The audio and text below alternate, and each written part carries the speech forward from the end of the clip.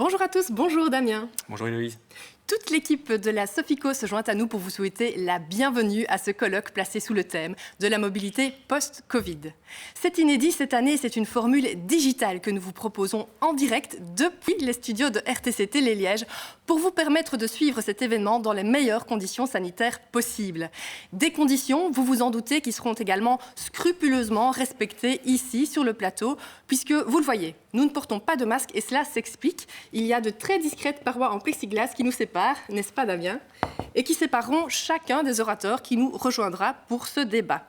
Ce scénario a évidemment été présenté et validé au premier orateur qui nous rejoindra sous peu et qui n'est autre que l'épidémiologiste Yves Copiters. Alors, frontières fermées, confinement, télétravail obligatoire, couvre-feu, à moins que vous viviez sur une autre planète, a priori, vous avez tous été impactés de près ou de loin par tout ou partie de ces mesures. Des mesures qui ont directement touché notre liberté, notre mobilité. Alors, un an après, où en sommes-nous ? Est-ce que nous allons retourner vers la mobilité d'avant ? Est-ce que de ce virus va naître une nouvelle manière de se déplacer, des nouveaux outils de mobilité ? Pendant 1h30, nous allons débattre de tous ces sujets grâce à toute une série de questions, notamment de votre part, et Héloïse va expliquer dans quelques instants comment vous pourrez également participer. Nous allons débattre pendant 1h30 en compagnie d'invités qui seront présents physiquement ici, mais également à distance pour des raisons que vous pouvez comprendre. Et nous avons également, préalablement à ce colloque, eu l'occasion d'aller rencontrer, parfois chez eux, parfois sur le lieu de travail, des acteurs de cette mobilité. Alors justement, on aura un panel très représentatif via économistes, médecins, spécialistes, également ministres de la mobilité, et donc en partie via des capsules très dynamiques que nous allons vous distiller au fur et à mesure. Oui, ces intervenants viendront donc présenter et confronter leur point de vue, répondre à nos interrogations et nous espérons susciter également de nouvelles réflexions. En tout cas, une chose est sûre, vous pouvez vous aussi participer à ce débat puisque nous sommes, on le répète, en direct. Et pour ce faire, rien de plus simple. Il vous suffit de nous rejoindre sur la page Facebook de la Sofico ou sur Twitter avec le hashtag mobilité post-Covid. En effet, dès le début, ce Covid a complètement changé nos vies. Si vous aviez encore un doute, petit flashback de plus meilleures images des grands temps forts de ces 12 derniers mois. Les citoyens sont tenus de rester chez eux afin d'éviter un maximum de contacts en dehors de leurs familles proches, sauf pour se rendre au travail, sauf pour les déplacements indispensables. Et tous les rassemblements sont interdits. Bonjour. Goedemorgen. Zien we de besmettingscijfers langzaam?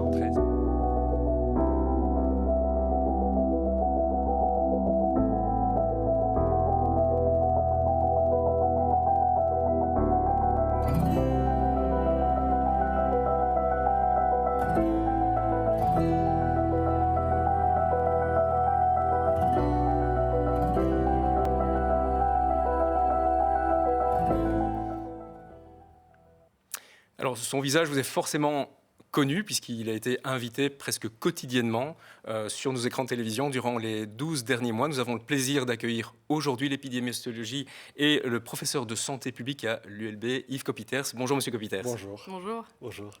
Bonjour. On l'a vu via ce flashback, si besoin était, nous a rappelé toutes les mesures qui ont été prises en Belgique, mais également dans d'autres pays, dans le but non pas de nous embêter, mais de diminuer la propagation du virus. Parmi ces mesures, certaines ont impacté directement, on l'a dit, et c'est le thème d'aujourd'hui, la mobilité. Mais une question qu'on se pose, parce que parfois les mesures sont critiquées quasi quotidiennement. Parmi toutes les mesures qui ont été prises, est-ce qu'on peut mesurer l'impact, on l'espère positif, des mesures de confinement, de restriction de mobilité contre la propagation du virus ? Oui, bien sûr. Donc la limitation des déplacements a été une des stratégies majeures de la lutte contre cette pandémie. Ça s'est traduit au démarrage par un confinement strict. Donc ça, c'était au mois de mars-avril dernier. Et puis après, la reprise de la mobilité a été réduite puisque c'est passé par le télétravail. Donc on a limité fortement les interactions dans le monde du travail. Et puis après, dans certains autres pays, on a d'ailleurs limité l'interaction entre régions. C'est-à-dire que les gens ne pouvaient pas se déplacer plus qu'autour dans leur région proche. Donc l'idée, c'est de diminuer les interactions sociales. Ça, c'est le objectifs. Et on voit très bien qu'il y a une relation directe entre la diminution des déplacements et la diminution des transmissions. Et donc on se rend compte que si on arrive à diminuer cette mobilité et ces déplacements, en fait, on diminue le risque de contamination dans la famille, parce qu'on diminue les importations du virus dans la famille. Et puis alors on diminue aussi, bien sûr, le risque de contamination dans le monde du travail, puisque ce sont, je dirais, les deux milieux de vie les plus à risque. On l'a bien vu, hein, et c'est ce qui a démarré la deuxième vague, c'est-à-dire que les transmissions reprenaient au sein de la famille et au sein de l'entreprise. Et au sein de l'entreprise, c'est pas parce que les protocoles n'étaient pas bien mis en place, c'est parce qu'il y a des interactions sociales à un moment donné. On va manger avec ses collègues, on va à un moment donné enlever le masque. Et c'est toutes ces situations, je dirais, où on enlève le masque qui nous mettent à risque de contamination. Alors par rapport à cette mobilité, c'est vrai qu'il y a différents types de mobilité. Là, les transports en commun, on s'est rendu compte, et ça a été très bien documenté dans la deuxième vague, que c'était un milieu à risque, alors qu'on avait dit que c'était à moindre risque au départ. Donc si les gestes barrières ne sont pas bien appliqués dans les transports en commun, on a un risque de contamination. La voiture, potentiellement, n'est pas à risque lorsqu'on se déplace individuellement, mais si on se déplace, c'est bien pour aller chercher des interactions sociales après dans le monde du travail ou dans les magasins. Et alors, en termes de mobilité, les avions, on a aussi posé la question sur le rôle des avions dans la contamination. Et ça, c'est de mieux en mieux documenté, en fait, que les transports aériens ont très peu contribué aux transmissions. Pourquoi ? Parce que simplement, il y a un renouvellement de l'air dans les cabines aériennes plusieurs fois par heure. Et ce renouvellement de l'air est tout à fait suffisant, en fait, pour limiter, je dirais, la suspension du virus dans l'air. À vous entendre, finalement, on a presque l'impression que c'est plutôt la destination qui peut être facteur de propagation du virus plutôt que le mode de déplacement employé, finalement. Tout à fait. C'est pas le mode de déplacement, si ce n'est les transports en commun, lorsqu'il y a beaucoup de monde et que voilà, le transport est mal ventilé, l'aération est mauvaise. Donc ça reste une situation à risque. Mais c'est pas le transport en tant que tel, c'est pas la mobilité en tant que telle qui est dangereuse, c'est le fait que cette mobilité nous mène à des interactions sociales. Et ces interactions sociales peuvent être à risque si les gestes barrières ne sont pas appliqués ou simplement si on va voir des personnes plus fragiles et qu'on est contaminant. Alors nous avons également eu l'occasion de poser cette question entre le lien entre la mobilité et la propagation du virus à l'un de vos confrères. Son visage est également particulièrement connu du petit écran puisqu'il s'agit du porte-parole interfédéral de la lutte contre le coronavirus, M.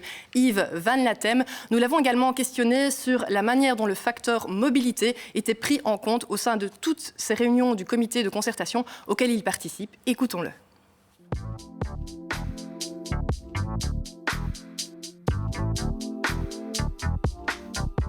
On sait que pour les maladies contagieuses, par définition, il faut une certaine proximité. La proximité veut dire qu'il y a du monde présent. Le monde que l'on connaît, on ne peut pas y changer, c'est le monde de la maison. Par contre, lorsque l'on bouge, on va rarement voir simplement un arbre dans une forêt. On va voir des gens, on va au magasin, on va se promener. Et dans ce contexte-là, on rencontre des gens. Et lorsqu'on rencontre des gens, des virus, par exemple, respiratoires comme celui-ci, peuvent se propager plus facilement. Toute diminution de mobilité, quelle que soit sa raison, va entraîner une diminution de la transmission, qu'elle soit professionnelle d'ailleurs ou liée à des loisirs. Ici, on n'a pas eu vraiment l'occasion de faire la différence. La mobilité a été examinée à plusieurs reprises, examinée d'une part pour les risques qu'elle peut avoir, pour les transports en commun par exemple, que fallait-il faire pour les bus, pour les trams, pour les trains, l'aération, la désinfection et autres, la fréquence de leur emploi, et d'autre part elle a été envisagée aussi sous l'aspect justement de la limitation du nombre de contacts, en se disant que freiner la mobilité, mais comment freiner la mobilité dans un pays comme la Belgique, à haute densité de population, à haut réseau routier, ce n'est évidemment pas la même chose qu'au fin fond de la France ou dans d'autres pays, c'est à chaque fois été considéré comme une des possibilités par rapport, par exemple, à la fermeture des magasins. On ferme ou pas des magasins, ou on garde des magasins ouverts, mais on diminue les distances que l'on peut parcourir. Ces aspects ont été à plusieurs fois repris et examinés. On a en même temps fermé certains commerces. On a en même temps ouvert ou fermé des écoles. Et donc, il est très difficile d'isoler l'effet d'une des mesures par rapport à un paquet de mesures. Alors, je pense que la mobilité post-Covid va revenir très très proche de la mobilité pré-Covid. Il y aura bien sûr des différences. On a appris à plus employer le vélo électrique par exemple.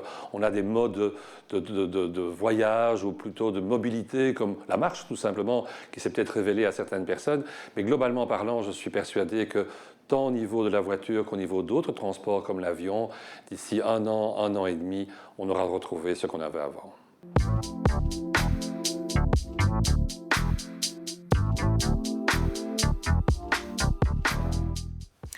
Alors on vient de l'entendre, Yves Van Latem se veut relativement optimiste en matière de mobilité puisqu'il estime que nous devrions retrouver nos habitudes à moyen terme. Alors pourtant, on le voit, une certaine crainte s'est installée au sein de la population. Un baromètre qui a été réalisé au mois de décembre dernier par l'Institut VIAS sondait les Belges par rapport aux inconvénients liés à la crise en termes de mobilité. Et on le voit, la crainte des transports en commun est arrivée en tête. Alors, une personne sur 3 a cité cet inconvénient donc en Wallonie et en Flandre, et jusqu'à une personne sur 2 à Bruxelles. Alors, Monsieur Copiters, est-ce que vous comprenez ces craintes? Est-ce qu'elles sont légitimes? Et est-ce que vous êtes aussi optimiste que votre confrère sur un retour rapide vers nos habitudes de mobilité telles qu'on la connaissait avant le Covid? Alors oui, il faut être optimiste, puisque si la vaccination avance, si le taux d'immunité dans la population, vaccination plus celle acquise par tous les gens qui ont fait la maladie, est suffisante, c'est clair que les contaminations et la circulation du virus va fortement diminuer. Mais sur un plan psychologique, ça va être très compliqué, parce que quand même, toute cette crise, on a vu, on a appliqué les gestes barrières, les gens ont eu un peu la crainte de l'autre, et ça va être dur comme ça du jour au lendemain de dire aux gens, mais non, mais maintenant il n'y a plus de danger, on peut lever les masques, et notre voisin n'est pas un danger pour nous-mêmes. Et ça, je pense que sur un plan psychologique, ça va être compliqué parce que c'est très facile de confiner, de mettre des gestes barrières, mais c'est très difficile, à mon avis, de les enlever parce que simplement, la prise de conscience du risque, elle doit être réanalysée par la personne parce que même s'il sait que son voisin est vacciné, il y a toujours un risque de transmission malgré la vaccination, il y a toujours le risque des mutants, donc de ces fameux variants qui peuvent être plus contagieux, etc. Donc il va quand même rester toute une série d'inconnus. Alors c'est pas du tout pour décourager, être pessimiste, mais il va rester toute une série d'inconnus qui vont faire en sorte que psychologiquement, ça va être dur parfois de se dire « Ah, maintenant j'enlève le masque et je suis relax ». D'accord.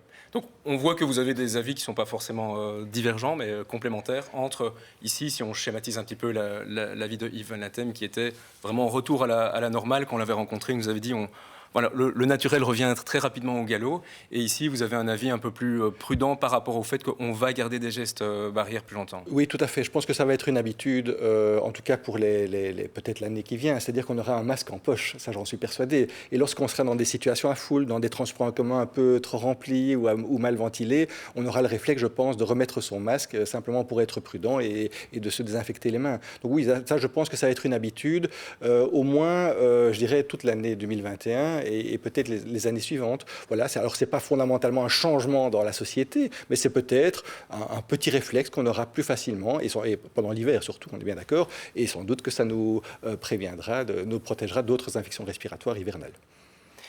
En complément, peut-être, est-ce que vous avez l'impression que ce seront plutôt des initiatives des personnes pour se protéger elles-mêmes, pour se rassurer, ou bien ça va rester dans la réglementation du voyage? Un petit peu, vous permettrez la comparaison, elle est peut-être pas appropriée, avec les attentats du 11 septembre, entre-temps, presque 20 ans après, ça a complètement changé les normes, la manière de voyager, en tout cas en avion. Alors tout dépendra de l'évolution de l'épidémie et de l'évolution des différentes souches de virus qui vont circuler, et si la vaccination est efficace contre ces souches. C'est-à-dire que si la vaccination est efficace, il n'y a pas vraiment de problème, on va reprendre une vie normale, et avec le temps, on va même oublier cette période et on sera à l'aise dans toutes les situations de mobilité. Mais si malheureusement il reste toujours un risque parce que des souches sont plus résistantes, alors oui, malheureusement, ce sera soit normatif, c'est qu'on va nous imposer, peut-être dans les transports en commun, etc., soit ça va peut-être être plutôt des comportements de société, comme on le voit dans les pays d'Asie, où là, il n'y a pas de normes, mais systématiquement, lorsqu'on est dans des foules et c'est l'hiver, on met le masque.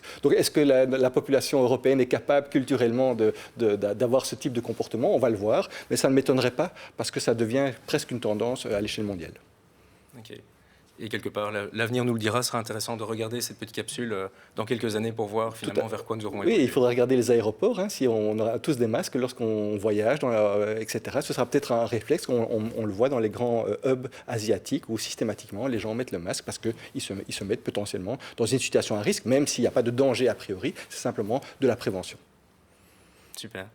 Grand merci pour votre feedback. Grand merci de nous avoir éclairé sur cette question quand même épineuse et que tout le monde se pose quasi quotidiennement par rapport à l'avion, par rapport au covoiturage aussi, par rapport à toute une série de nouvelles pratiques. on a vu que ce n'était pas tellement le moyen de transport, mais plutôt, comme vous disiez, les moments de relâche, comme ce que nous sommes en train de faire, sans masque d'ailleurs. Mais avec une bonne protection. Exactement, avec toute la protection. Grand merci pour votre présence, votre participation. Merci aussi en nos deux noms pour la collaboration, la préparation de ce colloque et votre disponibilité. Ça nous a permis donc déjà de traiter un premier sujet qui était quid de l'impact sur la santé physique. On s'est forcément posé une autre question que tous les spectateurs se posent également. Qu'en est-il de l'impact sur la santé plus mentale? L'actualité nous l'a encore rappelé hier, les rassemblements dans le parc de la Bovry, que ce soit des jeunes en manque de relations sociales ou des personnes isolées d'une manière générale, afin d'y voir un peu plus clair, et même si ce n'est pas aujourd'hui le but de parler de santé mentale, nous avons rencontré un éminent philosophe, Guy Archer, que nous écoutons.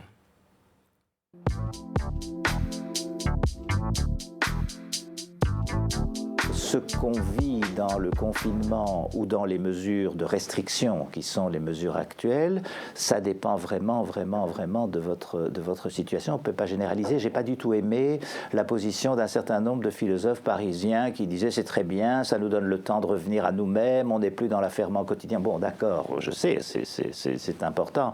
Mais pour beaucoup de gens, si vous êtes dans un appartement, si vous êtes pauvre et dans un appartement à espace restreint avec des ados qui deviennent totalement insupportables parce que pour eux c'est pas possible, c'est un peu différent. Et puis si vous êtes dans un métier comme la restauration ou la culture où ça vous tombe dessus, c'est pas votre faute, mais bon, ça tombe là-dessus puisque le virus est comme ça, c'est que il se propage par contact et donc il faut limiter les contacts et on a vu que les restaurants étaient des grands incubateurs.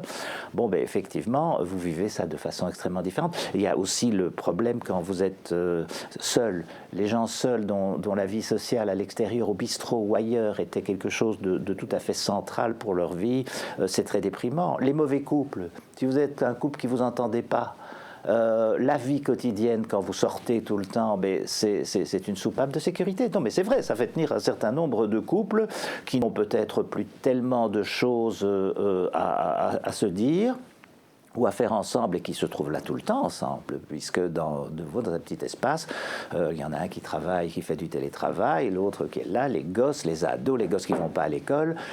Donc ça a des effets qui sont des effets extrêmement différents. Et puis je dirais aussi, ce qui est important, c'est sur les contacts humains. Parce que ce qui était caractéristique de nos sociétés, quand on les oppose à des sociétés dictatoriales, je dirais, c'est que une image, c'est les gens attablés à une terrasse de café et qui sont là, qui parlent, qui flirtent, à qui on ne demande pas leur carte d'identité, où il n'y a pas une police des mœurs qui vient demander s'ils sont mariés, quel âge ils ont, etc. Il y a une grande liberté, et cette liberté se manifeste aussi par des contacts.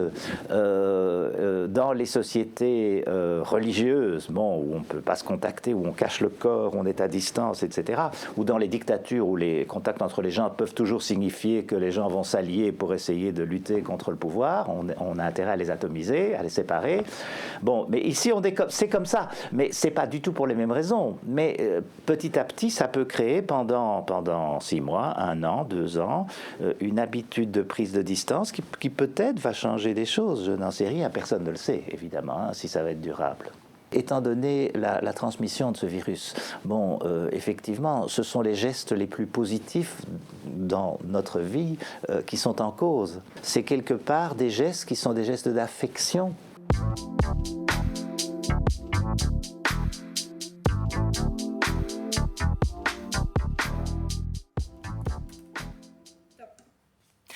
Penchons-nous à présent sur les impacts de la Covid-19 sur la santé économique de notre pays, sur ses entreprises et ses concitoyens. Alors on le sait, différents plans de relance voient le jour à divers niveaux et suscitent d'ailleurs le débat. Mais finalement, quelle relance est souhaitable pour demain? Quelles mesures prioritaires doivent être mises en place? Et est-ce que ces projets nous permettront de donner un souffle nouveau à nos moyens de déplacement? Eh bien, pour en discuter, je vous propose d'accueillir tout de suite de nouveaux invités. Tout d'abord, je vous en prie, Monsieur Sallier, rejoignez-nous. Donc, Monsieur Sallier est le chef de cabinet du ministre wallon de la mobilité, de l'énergie et du climat. Bonjour. Bonjour. Bonjour. Donc ce sont évidemment les aléas du direct. Monsieur le ministre devait être présent aujourd'hui, mais suite à un gouvernement prolongé, il s'excuse, il ne sait pas être présent. Et donc Monsieur Salier a accepté de le représenter. Merci beaucoup, Monsieur Salier. Nous accueillons également l'administrateur délégué de l'Union wallonne des entreprises, Monsieur Olivier Devoissège. Bonjour. Et enfin, l'économiste et cofondateur d'Orcadia Asset Management, Monsieur Étienne de Calataille. Bonjour. D'autres intervenants nous rejoindront également en direct par écran interposé pour nourrir le débat. Nous aurons également l'occasion de découvrir de nouvelles capsules vidéo préenregistrées. Alors pour introduire ce premier sujet économique, une première question peut-être pour vous, Monsieur Devoissège, vous qui représentez l'Union wallonne des entreprises et donc quasi tous, si pas toutes, les fédérations. Quel est le premier bilan que l'on peut tirer? En d'autres termes, quels sont les secteurs qui ont été le plus impactés par la crise du Covid?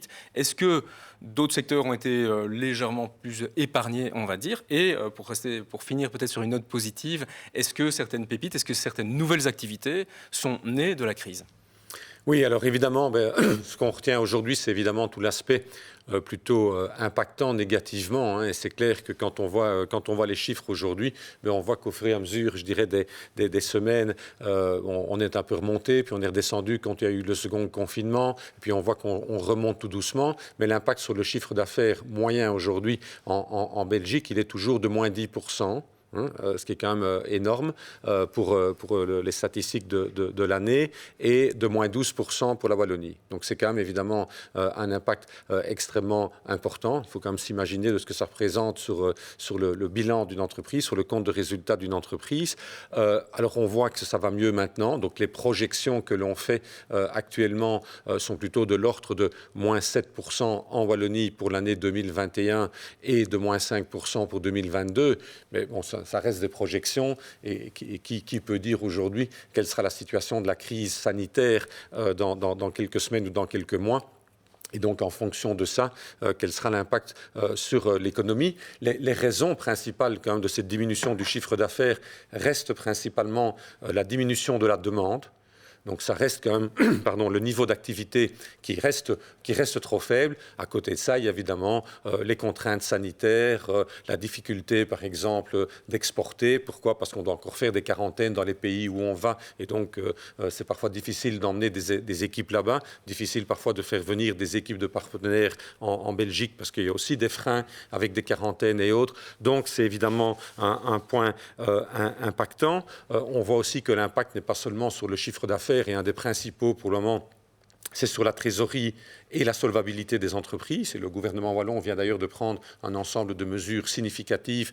Sur la trésorerie, c'était déjà fait depuis un certain temps. Néanmoins, ça reste un problème, mais surtout sur la solvabilité, bien sûr, des entreprises. Et on sait qu'en Wallonie, on a quand même un tissu économique qui est particulièrement petit. La taille moyenne des entreprises est de 9 personnes, et 97% des entreprises wallonnes sont de moins de 50 personnes, avec quasiment 95% qui sont de moins de 7 personnes. Et donc, forcément, elles ont une structure bilantaire et un capital qui est moins important, et donc elles sont plus, je dirais, exposées à ces problèmes financiers. Donc, c'est quand même pas neutre. L'impact sur l'emploi est évident aussi. On en a perdu 8 à 9 000 en 2020. Et tout ça a été, je dirais, atténué par les stabilisateurs économiques tels que le chômage ou le moratoire pour les faillites. Mais dès que celui-ci, qui est officiellement terminé, mais qui est quand même artificiellement prolongé, et un jour où le chômage se terminera, on pense qu'on perdra en Wallonie, hélas, à peu près 30 000 emplois au total de 2020-2021. C'est quand même un impact énorme. On se retrouve 7 ans en arrière, donc 7 ans d'efforts pour diminuer le taux de chômage. C'est évidemment important. Alors, les secteurs qui ont été le plus impactés, vous en parlez tous les jours, tout le monde en parle tous les jours, c'est évidemment l'événementiel, l'ORECA, tout ce qui est les traiteurs, etc. On les connaît, qui sont les plus exposés, la culture, évidemment, l'intérim, qui est quand même pas mal, qui vient souvent quand on a des problèmes de pas assez de personnel par rapport à l'activité. Ici, quand on est à moins 10, on a suffisamment de personnel, et si on a une hausse d'activité, on récupère ceux qui sont au chômage économique. Donc l'intérim souffre aussi, évidemment, la construction, le commerce aussi, évidemment, pour une bonne partie des commerces, c'est évident. Le secteur industrie, alors de nouveau pas dans tous les secteurs, mais on prend l'aéronautique qui est quand même très présente en Wallonie et tous ses sous-traitants à côté des gros donneurs d'ordre et qui souffrent énormément. Mais alors, comme vous posiez la question, il y a évidemment des secteurs qui tirent aujourd'hui leur épingle du jeu. Tout ce qui est la logistique du commerce électronique, parce que le commerce électronique la crise a donné une nouvelle dimension au commerce électronique, c'est le commerce électronique local. On s'est rendu compte que le commerce électronique, ce n'était pas seulement pour exporter ou pour importer, mais qu'on pouvait faire, quand on était confinés, on était tous très contents de se faire livrer à domicile. Et donc, on voit que ça se développe. Et donc, à côté de ça, il y a tous les prestataires, tels que les logisticiens, qui se développent pas mal. On voit aussi ça dans le domaine de la cybersécurité. Évidemment, le fait qu'en télétravail, on communique beaucoup plus à distance avec son entreprise, c'est un secteur qui est aussi en plein boom. Le secteur de l'agroalimentaire, évidemment, qui n'a pas du tout subi la crise et qui même se renforce. Et alors, j'en mettrai peut-être un dernier en évidence, qui est le secteur, je dirais, du bricolage, qui a fait une excellente année et qui continue sur cette tendance-là, puisque on a le temps ou bien l'argent qu'on ne dépense plus dans ses vacances, on le dépense à rénover sa maison. Et donc, tout ce qu'on appelle le secteur du DIY, do it yourself, est en plein boom, évidemment. De nouvelles occupations, de nouveaux hobbies. Absolument. Merci, Monsieur de Voissège, pour ces premiers éléments de réponse. Alors, nous venons de le constater, les secteurs ont été diversement impactés par la crise. En tout cas, au niveau des transports de biens et de marchandises, on le sait, une continuité de service a été assurée, puisqu'il s'agissait là d'une mission jugée essentielle, mais qui a tout de même été touchée de plein fouet par la crise. C'est un sujet que nous avons abordé avec le directeur du service public de Wallonie Mobilité et Infrastructure, Monsieur Étienne Willam. Je vous propose de découvrir son interview.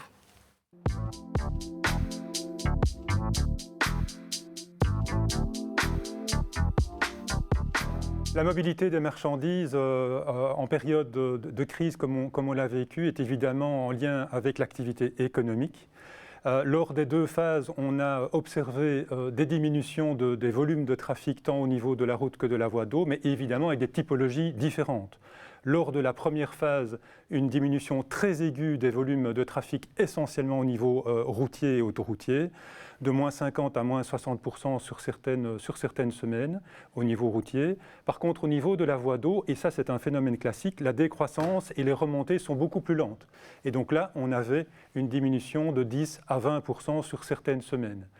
Évidemment, dans la deuxième période de la deuxième vague, le profil a été tout à fait différent parce que le niveau d'activité économique, je dirais, a été beaucoup moins ralenti avec des diminutions sur le niveau routier de 10 à 20% sur certaines périodes et au niveau des voies navigables et du transport par voie d'eau de l'ordre de 5 à 10%.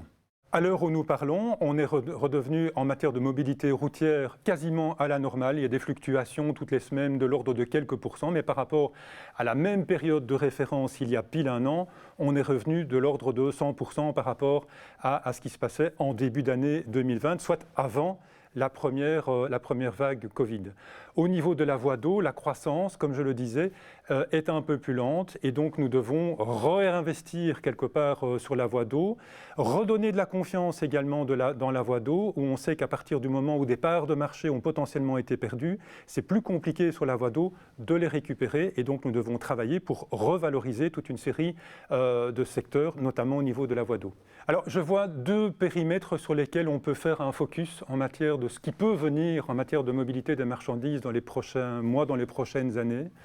Le premier élément, c'est de prendre conscience que les villes et communes ont capitalisé quelque part sur cette période Covid pour rééquilibrer l'espace public au profit de la mobilité active et de la mobilité collective.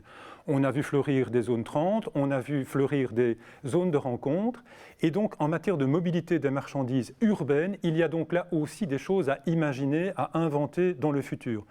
On peut évoquer les vélos cargo, on peut évoquer le domaine de pertinence de la mobilité électrique en ville, on peut évoquer aussi, pour les villes sur lesquelles ça le permet, la mobilité en lien avec les cours d'eau, où là aussi nous développons un certain nombre d'expériences pilotes pour permettre non pas des très grands gabarits, mais plutôt de travailler sur des plus petites unités, potentiellement des unités qui sont autonomes ou semi-autonomes, avec d'autres types de propulsion pour faire en sorte d'amener au cœur des villes des produits, des marchandises qui permettent alors d'alimenter les cœurs de ville à partir de la voie d'eau. Donc le deuxième élément que je peux pointer en matière de perspective dans le futur, c'est de capitaliser sur le fait que pendant cette période Covid difficile, on a eu un regard nouveau sur la proximité, sur les commerces locaux, sur les circuits courts, et que donc là derrière, il y a toute une série de nouvelles filières logistiques de proximité qui permettent d'alimenter quelque part la desserte soit de centres commerciaux, soit de magasins spécialisés, mais soit du porte-à-porte, dans des rayons de 10, 20 ou 30 km, de manière respectueuse vis-à-vis de l'environnement. Et là, je pense qu'il y a aussi de nouvelles formes de mobilité à envisager dans le futur pour quelque part profiter, bien entendu, de cette proximité de production locale, mais également dans les chaînes logistiques qui vont permettre d'aller toucher les utilisateurs de ces produits, les consommateurs de ces produits, d'avoir aussi des chaînes logistiques qui soient respectueuses de l'environnement.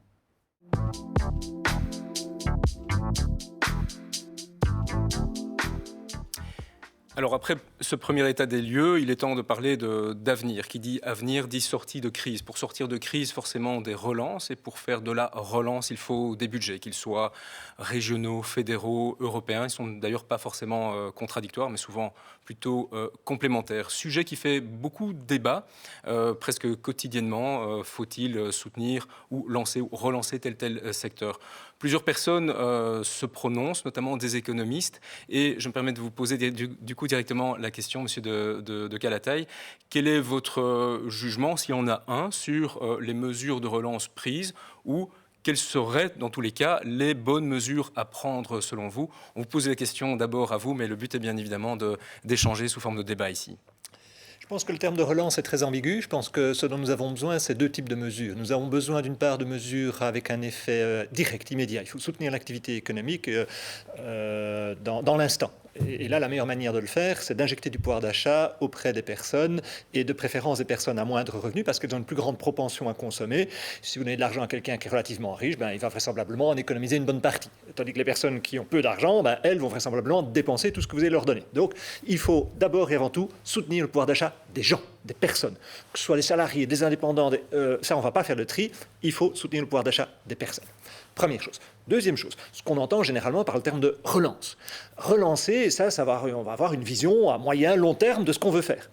Et là, il faut évidemment partir de l'idée qu'on ne va pas essayer de reconstruire la société d'avant. Le monde change, et tant mieux. Il y a des choses que nous faisions, que nous ne souhaitons plus faire avec autant d'intensité. Et aujourd'hui, on est tous convaincus de l'urgence environnementale, et ce serait donc une absurdité complète d'aller consacrer des moyens de la collectivité à essayer de rétablir des activités que, par ailleurs, on sait ne pas être soutenables à moyen long terme. On raisonne dans cette seconde partie pour ce qui est soutenable, pour ce qui est le long terme. N'allons pas, alors, dans ce chapeau-là, faire des mesures qui nous obligeront à rétropédaler dans 3 ans, dans 5 ans.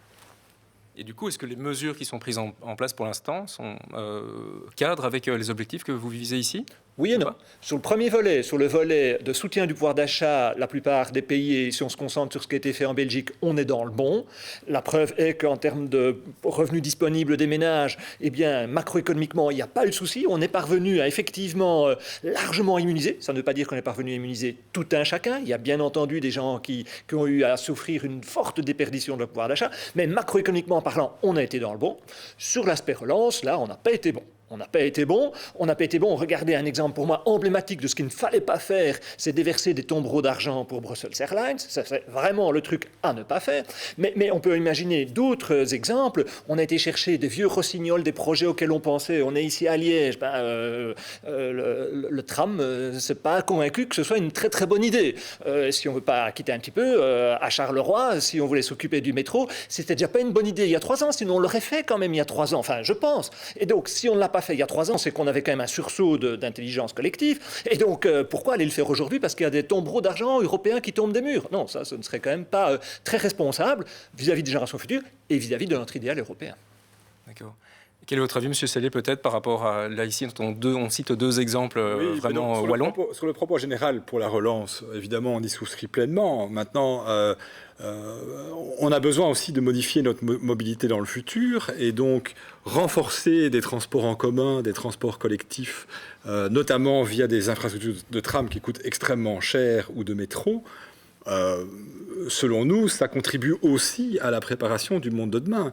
Donc la transition, elle n'est pas facile, ça coûte très très cher d'investir dans ces domaines, et si cela n'a pas été fait avant, c'est que les budgets n'étaient pas réellement disponibles. Donc l'Union européenne nous donne l'opportunité d'augmenter une infrastructure à des fins d'intérêt collectif de transport en commun, de le financer, et nous pensons que ça contribue réellement à l'avènement du monde de demain. Si le monde de demain, c'est des trams vides et des trains vides, je vous rejoins pleinement. J'ai des grands doutes quant au fait que demain, il y aura suffisamment de public pour emprunter ces transports en commun, pour les justifier. En revanche, toute autre chose est de dissuader l'usage de ce qui est réellement polluant, que nous savons aujourd'hui être polluant, qu'est la voiture. Et donc le vrai courage, ce serait d'avoir des mesures qui feraient que le déplacement en voiture serait découragé, mais ça ne veut pas dire qu'il faut pour autant dépenser beaucoup d'argent pour des investissements publics dans le transport en commun. Vous savez, des trains qui ne transportent personne d'un point A à un point B, c'est parfaitement inutile. Et si nous voulons des exemples pour dépenser intelligemment de l'argent, dans nos écoles, dans nos prisons, dans nos infrastructures de santé ou autres, vous aurez autant d'exemples que viendront à l'esprit qu'à moi. Mais vous faites l'hypothèse qu'il n'y aura personne dans les trains et dans les métros et dans les bus. Et si on décourage effectivement l'usage de la voiture parce qu'on ne peut pas continuer cette croissance effrénée du nombre de kilomètres parcourus, je pense que beaucoup de personnes ont quand même envie de se déplacer, d'avoir accès à un travail, à des loisirs, à différents services, notamment en ville. Et donc des transports en commun en ville, permettez-moi de douter du fait qu'à moyen terme, ils seront vides. Je pense qu'au contraire, ils seront pleins. Je vais vous prendre au mot. Je n'ai évidemment pas dit qu'il fallait supprimer les transports en commun en ville. Hein. Nous en comprenons. Un tram, c'est en ville quand même. Hein. Un métro, oui, mais je suis tout à fait d'accord. Enfin, je pense que vous n'avez pas l'honnêteté intellectuelle complète. Je n'ai pas dit cela. Mon point, c'est autre chose. Ce n'est pas de dire qu'il faut supprimer les transports en commun, qu'il ne faut pas les développer. Mais imaginez un quart d'instant, est-ce que ce serait intelligent de mettre du marbre dans un tram ou dans un train? Ben non, bien sûr que non. Là, ça n'augmente pas. Ce que nous devons faire, c'est avoir un service, une infrastructure qui correspond à une demande. Nous ne devons pas surdimensionner une infrastructure. On peut penser que ce qu'on avait envisagé de faire un jour à Charleroi était légèrement surdimensionné par rapport à je ne sais quelle prévision de consommation, de besoin de déplacement de la population. Mais on peut penser tout aussi bien que l'infrastructure de train est sous-dimensionnée, par contre. L'infrastructure de train est sous-dimensionnée, oui, pour celui qui utilise un train surbondé entre Namur et Liège ou entre Namur et Bruxelles, voilà, etc. Il y a des endroits où il faut augmenter les fréquences et augmenter l'investissement. Bien entendu. Mais je pense que, par exemple, pour reprendre le tram de Liège, peut-être que cet argent aurait été plus intelligemment investi dans une infrastructure ferroviaire locale liégeoise plutôt qu'en mettant une ligne de tram qui dédouble une ligne de train. Alors, quitte à rajouter peut-être à rejeter un pavé supplémentaire dans la mare, vous avez cité l'exemple de Brussels Airlines. Est-ce que par rapport à ce secteur que vous pointez également comme très polluant, ça veut dire qu'au niveau régional, on devrait décider quelque chose par rapport aux 2 aéroports régionaux ? Il faut certainement avoir une politique de ce qu'on appelle dans un vilain franglais du level playing field, c'est-à-dire ne pas avoir des mesures qui sont à favoriser certaines activités ou à certaines entreprises. Certainement pas, ça ne peut pas être justifié sur un impact sociétal positif lié à ces activités. Ça me dérange quand de l'argent de la collectivité sert à dérouler un tapis rouge à Alibaba. Ce n'est pas pour ça que je vote, moi. Et je ne pense pas que beaucoup de Wallons votent pour ce genre de mesures-là. Il n'y a pas de raison de penser pourquoi est-ce qu'à Charleroi, on a eu des Ryanair qui ont pu avoir des conditions tarifaires de faveur. J'ai du mal à comprendre pourquoi est-ce que l'entreprise au coin de la rue doit payer les charges qu'elle paye, alors qu'à d'autres, on va faire un traitement de faveur. Ça ne peut se comprendre que si c'est avec une entreprise qui a vraiment un effet très positif pour la société. Mais là, on est très, très, très, très loin du compte, quoi. Donc, effectivement, j'ai un problème avec le fait que nous nous sommes montrés, dans l'histoire wallonne de ces dernières décennies et encore aujourd'hui, excessivement gentils à l'encontre de ce type de grande infrastructure dont on a peut-être pu penser qu'elle était nécessaire pour rebooster le moral du Wallon, se donner une image un petit peu plus moderne, que sais-je. Des fariboles, c'est de l'argent mal utilisé. Monsieur Devoissel, je voulais rajouter. Oui, certainement. D'abord, réagir peut-être sur la notion de plan et de relance. Nous, la position de l'Union wallonne des entreprises, c'est plutôt de dire aujourd'hui, on doit regarder l'argent que l'on reçoit, que ce soit de l'Europe ou celui qu'on va aller chercher dans des emprunts ou dans le FEDER, etc. On doit le regarder non pas comme uniquement la dépense. On dit aujourd'hui, il ne faut pas dépenser pour dépenser. Et il faut qu'il y ait un retour, ce qu'on appelle un effet multiplicateur économique qui soit supérieur à 1, c'est-à-dire l'équivalent de la dépense. Et donc, il faut que ce soit des dépenses pour nous qui vont générer, quelque part, après, de la production de valeur ajoutée et de PIB complémentaire. C'est un point important. Donc, c'est ce qu'on appelle l'aspect structurant de l'argent qu'on va investir. Et donc, on doit accompagner ça d'un certain nombre de mesures, que ce soit, par exemple, des mesures fiscales, ou des mesures dans le domaine de l'enseignement ou bien de création de filières. Je vais prendre un exemple, celui de la construction. On a remis pas mal de plans dans le domaine de la construction pour la rénovation du bâti wallon, que ce soit le bâti public, qui est souvent, je dirais, en très mauvais état au point de vue énergétique et donc environnemental, ou le bâti privé. Et c'est un excellent investissement. Mais si on se contente d'investir, de dépenser l'argent maintenant, on sera passé à côté de quelque chose. Pourquoi ? Parce qu'on n'en aura pas profité pour investir dans la création d'une filière matériaux wallons. Et donc, il faut faire ça en parallèle. Et donc, il faut l'anticiper. Et deuxièmement, aujourd'hui, dans la construction en Wallonie, on a 6 000 emplois vacants.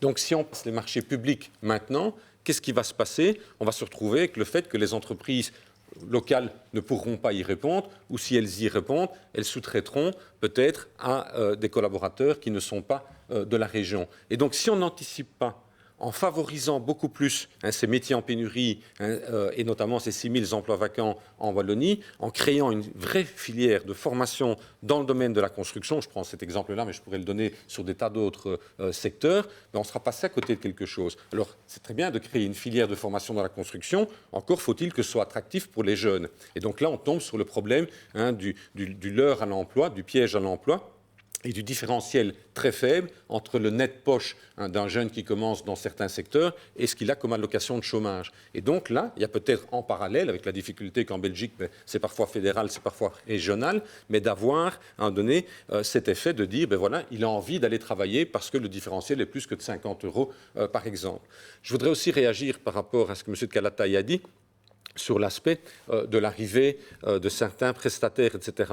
Je pense qu'on doit regarder aussi l'effet qu'ils peuvent avoir sur un certain nombre de métiers qui sont en parallèle. On critique souvent les grandes entreprises en Wallonie qui ont pu bénéficier d'un certain nombre d'atouts quand elles sont arrivées. C'est vrai. Mais si on regarde aujourd'hui la cartographie des entreprises wallonnes, on en a 80 000.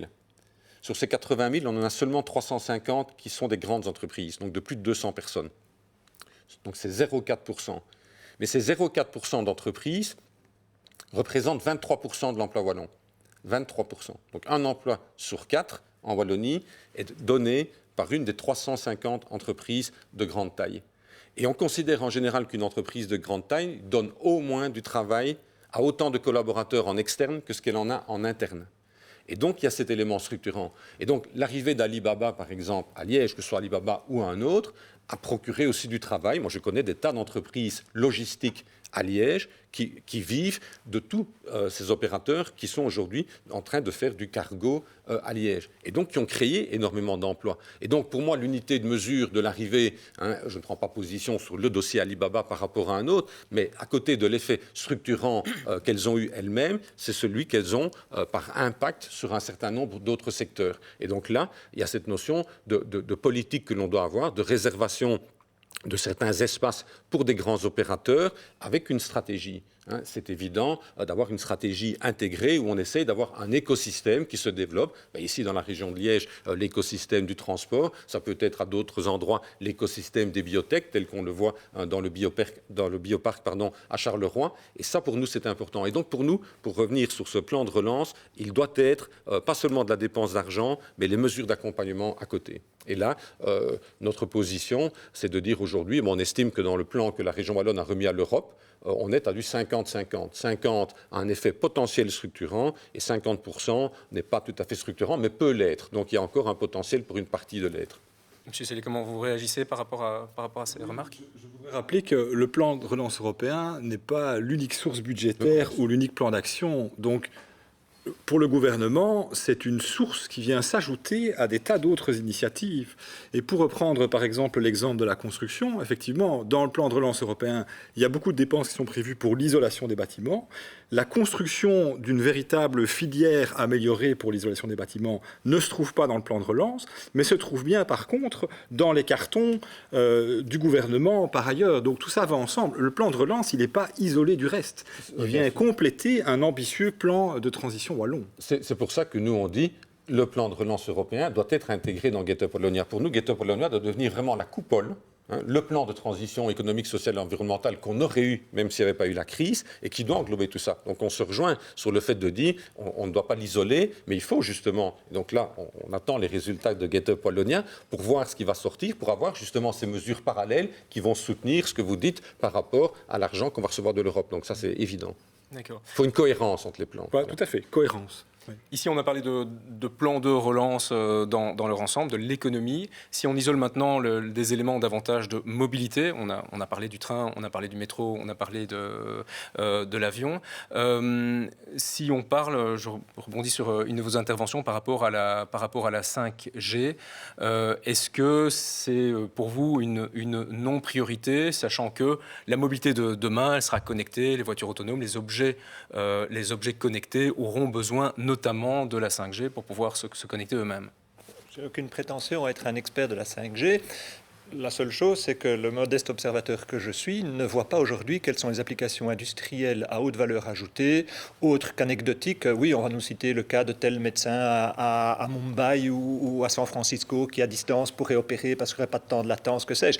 Mais ça va représenter tout de suite 3 opérations, 5 emplois ou que sais-je. On ne peut pas parler de cela, même si c'est intéressant. Non, la 5G, aujourd'hui, je ne vois pas. Qu'on me donne les exemples. Oui, pour la voiture connectée d'après-demain, on aura besoin de ça. Mais ce que je vois surtout, c'est que la 5G, ça va permettre de regarder encore plus de téléfilms et de séries dans le tram, dans le métro, en marchant en rue. La valeur ajoutée sociétale de la chose m'échappe quelque peu, je dois dire. Donc la 5G, il y a les interrogations scientifiques à avoir sur le plan sanitaire, et elles sont réelles. Je suis incapable de me prononcer à leur sujet. Sur l'aspect économique, aujourd'hui, ça semble être mettre la charrue avant les bœufs.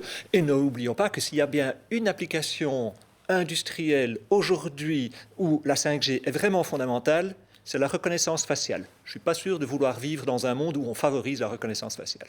Est-ce que vous êtes d'accord, M. de Wassège, avec cette vision? Non, totalement opposé. C'est vraiment se retrouver dans le même, aujourd'hui, dans la même mentalité que quand Internet est arrivé. J'ai eu la chance de créer ma première entreprise au moment où Internet arrivait et de donner énormément de formations aux entrepreneurs wallons pour leur expliquer les impacts qu'Internet allait pouvoir avoir sur leur métier.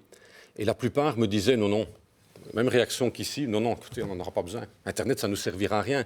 Et donc, j'étais un espèce d'évangélisateur où on était en train d'essayer de sensibiliser les personnes. Et puis, 5 ans plus tard, ils revenaient en disant, oui, tu avais raison.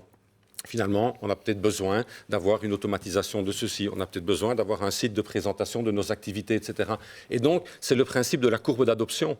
On a de fait aujourd'hui peu d'adopteurs précoces, comme on les appelle dans cette courbe d'adoption, comme on en avait peu au moment où Internet est arrivé et a été utile pour les entreprises. Mais il y a tous les followers, comme on les appelle, les suiveurs, qui vont tout d'un coup s'en rendre compte dans un certain temps. Et donc, pour nous, d'un point de vue économique, la 5G, elle est utile pour les entreprises, elle le sera, ils le découvriront pour une bonne partie. C'est vrai qu'aujourd'hui, si on fait un micro-trottoir dans les entreprises, une bonne partie diront « non, j'en ai pas encore besoin », mais on sait qu'ils en auront besoin à un certain moment. Et on voit aujourd'hui que déjà dans certaines entreprises, c'est un risque de délocalisation si on n'a pas de 5G. Et quand on voit aujourd'hui les facteurs d'attractivité du territoire pour les investisseurs étrangers, jusqu'à présent on avait la mobilité, le climat social, le coût de l'énergie, etc. On voit aujourd'hui que la présence d'une connectivité globale, que ce soit fibre ou 5G, commence à remonter aussi. Sur les aspects sanitaires, de fait, il y a des études qui sont faites, etc. Je voudrais quand même aussi souligner quand même par rapport à l'utilisation globale des télécoms aujourd'hui, et donc qui va être peut-être impacté un tout petit peu par la 5G, que quelque part, 80% du trafic aujourd'hui Internet, c'est la vidéo. 80% du total. Et dans les 20%, il y a tout ce que les particuliers font avec leurs emails, etc., hors vidéo, et puis il y a tout ce qui se passe dans les entreprises, dans les services publics, etc. Et donc, quelque part, aujourd'hui, là où je rejoins Étienne, c'est que, évidemment, sur la partie vidéo, la 5G va peut-être leur permettre d'aller un peu plus vite quoique, quelque part, voilà. Je pense que ce sur quoi on doit travailler, c'est plus sur les habitudes de consommation des gens, que ce soit de la 4, de la 5, de la 6 ou une histoire comme ça.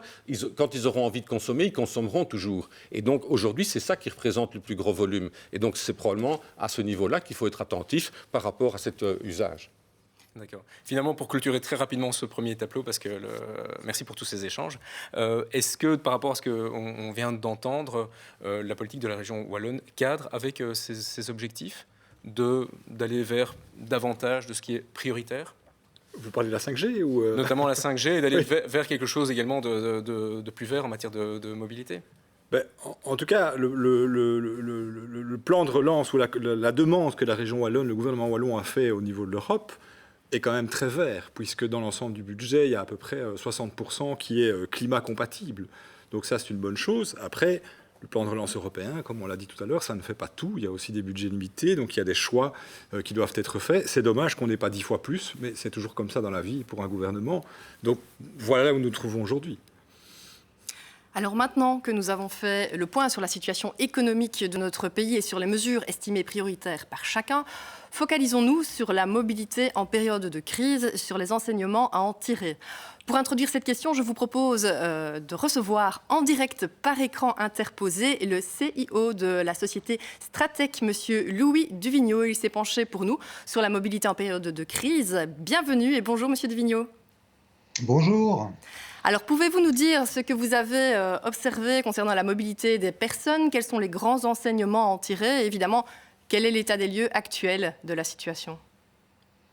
Donc, que disent les chiffres de la mobilité ? Si on regarde le niveau de congestion en avril 2020 par rapport à celui de 2019, on voit d'emblée, et ça on l'a tous vécu, que la congestion a complètement disparu en fait au cours de la journée. Les pointes ne sont même plus visibles du tout. Et globalement, on a moins 70% en fait de congestion à l'échelle de la Belgique. En novembre, lors du second confinement, on est dans une situation un peu moins forte, mais quand même très similaire. On a là aussi moins 60% de congestion qui a été observée. Par contre, attention, c'est là qu'il faut être attentif, c'est qu'en septembre, on a quasiment un retour à la normale au niveau de la congestion. Donc on voit qu'à Bruxelles et Charleroi, la congestion est revenue un petit peu moins sur Liège. Alors même qu'on se trouve encore en pleine période de télétravail. Donc ça veut dire qu'on a moins de déplacements, mais qu'on a toujours un niveau de congestion très important. Alors pourquoi ? La raison, c'est principalement à cause de cette chute vertigineuse de la fréquentation des transports en commun. Donc lors du premier confinement en avril, c'est moins 90% de fréquentation des transports en commun. En novembre, on a toujours moins 50% de fréquentation, mais en septembre, on a toujours encore moins 35% de fréquentation. Donc ça veut dire qu'effectivement, on a une partie des utilisateurs qui se sont reportés des transports en commun vers la voiture. C'est évidemment un risque pour nous, pour la gestion des réseaux, parce que la difficulté, c'est que par rapport à 2019, on pourrait très bien se retrouver dans une situation où on a davantage de congestion. Et ça, c'est déjà quelque chose qu'on a observé en septembre 2019, par exemple, à Courtrai. Vous voyez sur le graphe ici, la congestion est plus importante en 2020 qu'en 2009. Donc effectivement, c'est un risque qu'il va falloir considérer dans les mois à venir. Alors en région wallonne, on peut comparer donc les parts modales entre 2019 et 2020. Donc qu'est-ce qu'on observe ? C'est surtout effectivement la voiture qui a fortement augmenté. Donc c'est entre la période d'automne. On observe qu'effectivement, c'est la voiture qui a fortement augmenté, donc plus 10 points. On a une diminution du covoiturage, donc ça, c'est des chiffres auxquels on s'attend. On voit que effectivement, les transports en commun ont été divisés par 2, comme on l'a vu précédemment. Et puis, on observe quand même une augmentation non négligeable de la marche et un doublement de la part du vélo. Alors, quels enseignements tirer finalement de tous ces chiffres? Je dirais qu'on a redécouvert en quelque sorte des leviers qui sont très performants pour diminuer la congestion. Le premier, c'est tout simplement se déplacer moins. C'est l'effet du télétravail.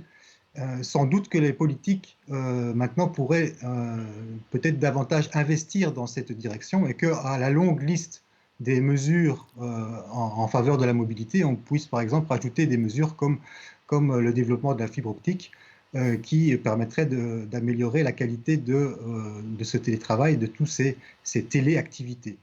Une autre piste, c'est aussi certainement de ne pas tous se déplacer en même temps. Donc on sait que c'est une grosse problématique de la mobilité, d'avoir ces pointes qui nécessitent de surdimensionner les infrastructures. On a vu que c'était possible de s'organiser autrement lors de cette période. Alors sans doute que c'est un momentum pour l'instant pour mettre en place ce qu'on appelle un bureau du temps qui va essayer de faire en sorte que voilà, toutes les activités ne se passent pas en même temps et qu'on n'ait pas ces pointes du matin et du soir. Ensuite, je terminerai par là, je dirais qu'il y a aussi une piste qui est explorée, c'est celle de diminuer les distances. Donc là, c'est sans doute plus compliqué, mais c'est rapprocher les domiciles des activités de qualité, ou à l'inverse, rapprocher les activités de qualité des domiciles. Et c'est sans doute plus difficile, mais c'est une condition vraiment sine qua non pour développer les modes de transport de la marche et du vélo, qui sont quand même ceux qui sont les plus intéressants pour la mobilité en général. Très très bien.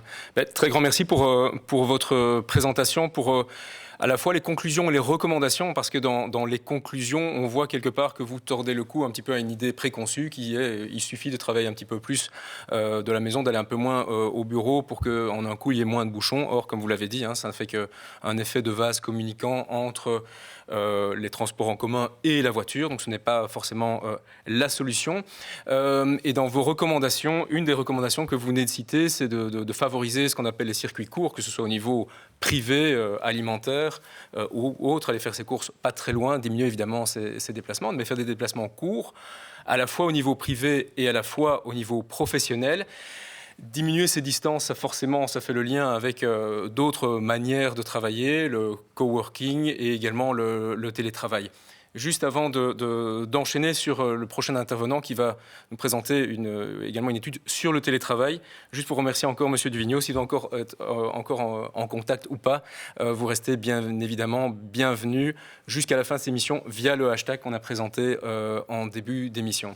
Donc, travailler moins loin, coworking, télétravail, voilà encore un sujet qui est fortement développé dans l'actualité, souvent plutôt sur l'aspect économique. Est-ce que c'est plus avantageux ou pas pour l'employeur et ou pour l'employé? Souvent sous l'aspect social, est-ce qu'il n'y a pas de risque de ne plus voir de séparation entre vie professionnelle et vie privée? Ce qui nous intéresse aujourd'hui, sans dire que le reste n'est pas important, mais ce qui nous intéresse aujourd'hui dans le cadre de ce colloque, c'est évidemment l'aspect sur la mobilité. Alors, à la grande question, est-ce que le télétravail est la panacée ou en tout cas une bonne solution ou une des meilleures solutions pour en débattre? Et ça nous permettra effectivement de rebondir ici sur le plateau par la suite. Nous avons un deuxième intervenant, toujours en direct, toujours à distance, Benoît Laine, qui est expert en économie et en transport au sein du Bureau du Plan. Le Bureau du Plan établit chaque année toute une série d'études dont le but est justement de pouvoir prendre des décisions, les meilleures décisions. À ce sujet-là, bonjour Monsieur Laine, vous avez fait une étude dont les résultats sont très intéressants. On vous laisse la présenter surtout au niveau des conclusions par rapport au télétravail et son impact sur la mobilité. Donc. Oui, tout à fait. Donc, nous avons souhaité analyser le potentiel du télétravail comme outil de gestion de la mobilité et de la demande de transport.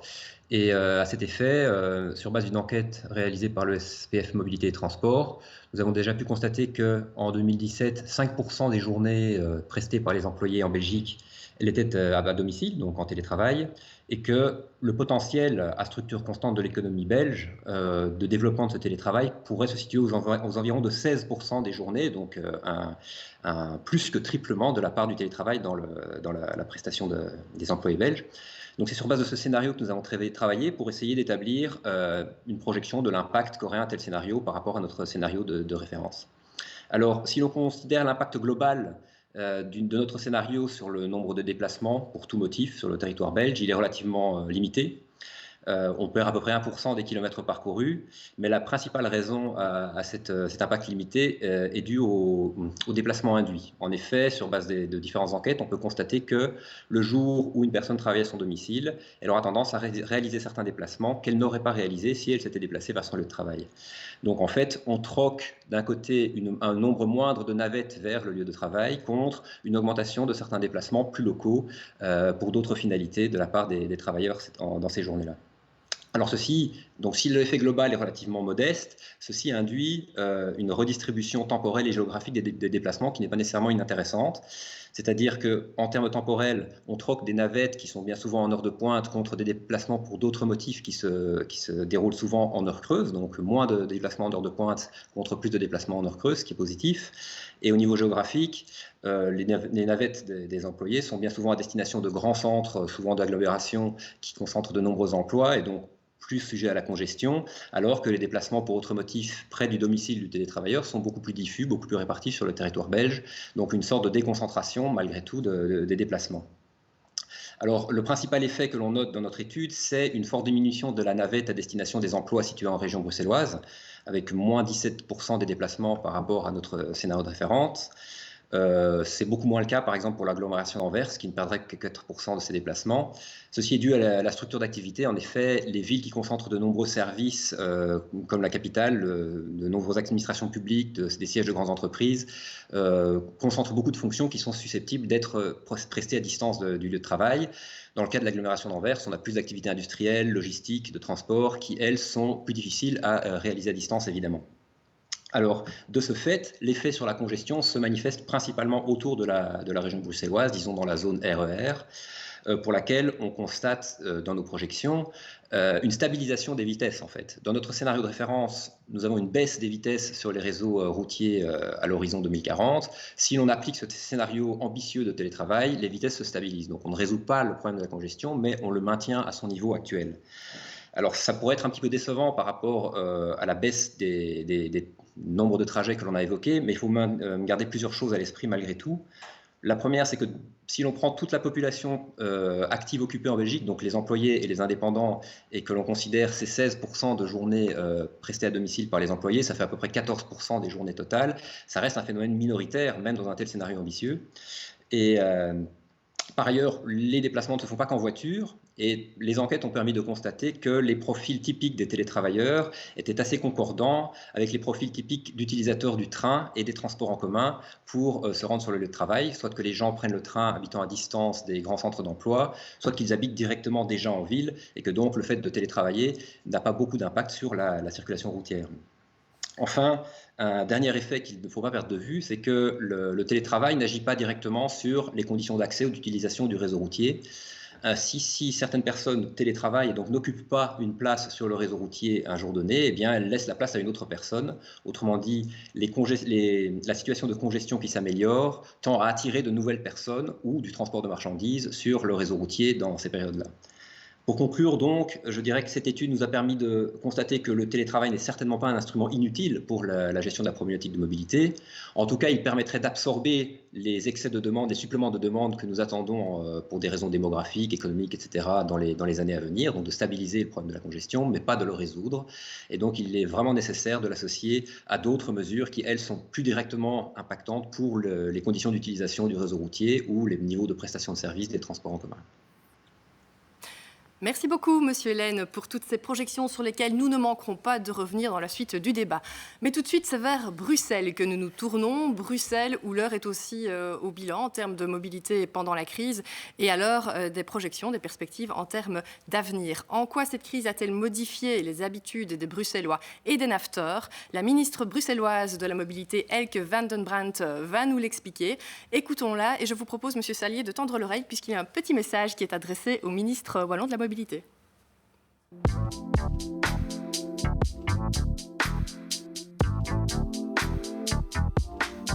la crise Covid, on a plus que jamais senti dit comment qu'il faut changer la ville, qu'il faut changer l'espace public. Alors, on a tout d'abord mis en place des zones partagées pour des piétons, pour que les piétons puissent se sentir en sécurité. On a instauré 40 km de pistes cyclables en plus pour encourager les gens à rouler à vélo. Et on a vu un boost de 60% des cyclistes. On a mis en place des parking rights en plus, parce que c'est important, pas tout le monde habite tout proche, alors que les nafteurs ou les visiteurs puissent finir jusqu'à un parking et continuer à vélo, avec un vélo partagé ou en transport en commun. Et je pense que ça, c'est important. Comme ça, on continue à investir dans notre ville. Nos habitudes sont tous un peu bouleversées. D'un côté, on a le télétravail et c'est plus facile quand les écoles sont ouvertes, mais on constate quand même que les gens sont ouverts à continuer à télétravailler 1 ou 2 jours par semaine, pas tous les jours. Alors 60% des employeurs disent, voilà, moi je veux continuer à faire le télétravail 1 ou 2 jours par semaine. Les employeurs aussi, ils veulent investir dans la digitalisation pour le rendre possible. Alors ça, c'est une chose qui va impacter le télétravail et la mobilité. D'autre côté, on a changé d'habitude. Il y a beaucoup plus de gens qui ont commencé à rouler à vélo à Bruxelles. Alors j'espère qu'ils vont continuer à pédaler parce que c'est bon. C'est bon pour eux, pour leur santé, mais c'est aussi bien parce que ça libère une place dans les embouteillages. C'est quelqu'un à vélo, c'est quelqu'un qui n'est pas devant, derrière vous dans les embouteillages. C'est quelqu'un qui ne pique pas votre place de stationnement. C'est pas quelqu'un qui est aussi sur le bus ou le train. Alors c'est vraiment quelqu'un, un allié pour tout le monde. Alors j'espère que ça restera dans les habitudes des Bruxellois et des nafteurs. Évidemment, Bruxelles n'est pas une île. Alors, c'est important qu'on collabore. Et je sais que M. Henry est dans la salle, une belle collaboration avec lui. Un bel exemple, c'est le Brupass. C'est un billet qui vous permet de voyager avec le même billet, avec la TIC, avec le STIP, avec de l'Aisne ou avec les NCB pour une zone de 11,5 km aux alentours du Grand Place de Bruxelles. Je pense que c'est une belle alternative pour celles et ceux qui habitent aux alentours de Bruxelles. Mais on fait encore autre chose. On investit dans les RER vélo. On travaille aussi bien avec le niveau fédéral où le monsieur Gilles Quillet, le ministre responsable pour nos trains, est en train d'investir pour augmenter la fréquence des trains. C'est crucial parce que le train, l'alternative numéro 1 pour les automobilistes, faire en sorte qu'on a plus, qui sont plus confortables. Je suis contente au niveau fédéral que c'est vraiment une ambition qui est là. Il faut investir dans tous nos transports en commun. Il faut continuer à investir dans les parkings de dissuasion, les parking rights. Il faut faire en sorte ça partout, dans chaque commune à Bruxelles, mais aussi interrégional, c'est important.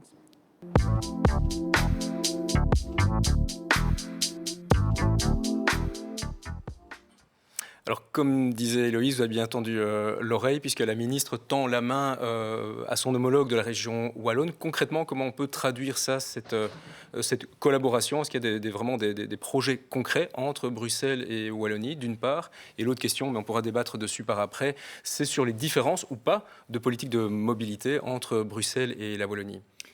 En tout cas, des différences, juste pour donner un mot là-dessus, une grande ville comme Bruxelles, ça n'est pas la même chose qu'un territoire comme la Wallonie qui est plus étalé avec des villes de taille plus petite. Maintenant, il y a beaucoup de personnes qui se rendent quotidiennement à Bruxelles, donc des collaborations, il en faut par nature, parce que pour le citoyen, ça n'a pas d'importance qu'une région ait un ministre et une autre région un autre. Donc des collaborations, du dialogue étroit, il y en a déjà beaucoup. Après, il va sans doute falloir développer davantage d'infrastructures pour permettre aux personnes qui sont à l'extérieur de Bruxelles de pouvoir y pénétrer plus facilement et inversement. Donc là, il y a certainement des choses à renforcer de part et d'autre avec les budgets de chacune des entités. Est-ce qu'il faut des nouvelles infrastructures ou bien un autre usage des infrastructures existantes? Par exemple, difficile de ne pas vous poser la question, de ne pas mettre ce sujet sur la table. Dans les infrastructures existantes, les autoroutes, et l'idée d'avoir soit une taxe kilométrique, soit un péage urbain. On sait qu'il y a eu quelques divergences de points de vue sur la question et peut-être que ça fera débat ici aussi. D'abord, sur les infrastructures, ce qui serait nécessaire, c'est d'augmenter des parkings de délestage, de dissuasion, des park and ride tout autour de Bruxelles, mais évidemment pas de manière isolée. Il faut que ces éléments soient connectés à des bus à haut niveau de service, à des lignes express, voire à des corridors vélos, à toutes sortes de choses qui vont permettre en fait aux personnes d'avoir une mobilité, une multimobilité et de pouvoir passer d'un mode à l'autre. Sur la question de l'initiative bruxelloise qui est en cours, voilà, Bruxelles a pris l'initiative. La concertation n'était peut-être pas parfaite au début de ce processus. Des tas de réunions de dialogue ont lieu aujourd'hui entre les entités pour bien arriver à se comprendre. Et on va dire que les intentions dans ces deux régions sont un peu différentes, puisque voilà, Bruxelles s'oriente plus sur une taxation kilométrique et le gouvernement, dans sa DPR, a prévu de revoir la taxe de circulation et la taxe de mise en circulation pour la rendre davantage en phase avec les émissions de CO2 et les risques liés à la masse puissance des véhicules. Donc voilà, deux options un petit peu différentes. Une réaction ? Oui, je dirais deux choses par rapport à ça. La première, c'est que nous, on pense à l'Union wallonne des entreprises que sur la taxation, on peut certainement jouer probablement sur les véhicules les plus polluants. Il y a probablement un effort à faire sur ce niveau-là.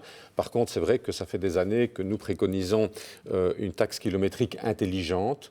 Et l'important dans le mot, c'est le mot intelligent, c'est-à-dire qu'elle ne pénalise personne par rapport à la distance dans laquelle il est. Je pense notamment, on répond classiquement à la province de Luxembourg, parce que la province de Luxembourg, on est d'office plus éloigné de manière moyenne de son lieu de travail, mais la notion d'intelligence peut paramétrer ça justement par rapport au moment où on se déplace ou par rapport à l'écart moyen par rapport au lieu où l'on est. Et donc là, nous on dit qu'il ne faut pas une taxe complémentaire, c'est plutôt pour remplacer les taxes existantes, mais de manière intelligente qui permettrait probablement de plus fluidifier et de contribuer aussi finalement à l'effort qui a été demandé au secteur du transport qui finalement est le seul aujourd'hui à payer une taxe kilométrique. Comment ne pas être d'accord avec une taxe intelligente? Je veux dire, c'est juste aberrant qu'en ce pays, aujourd'hui, en 2021, on puisse avoir, même parmi des gens qui se disent écologistes, des gens qui ne font pas tout pour que nous allions rapidement dans le sens d'une taxation intelligente. Comment ne pas vouloir une taxation qui responsabilise les gens pour leur comportement? Vous voudriez quoi? Que moi je puisse polluer et que ce soit vous qui payez? C'est ça que vous souhaitez comme monde? Moi pas. Alors bien sûr, on peut comprendre que celui qui habite à Bastogne va se sentir pas bien traité. Mais peut-être que celui qui habite à Bastogne, il paye un petit peu moins cher pour se loger que celui qui habite à Schaerbeek. Et peut-être qu'il est légitime. Il y a des avantages aux uns, il y a des avantages aux autres.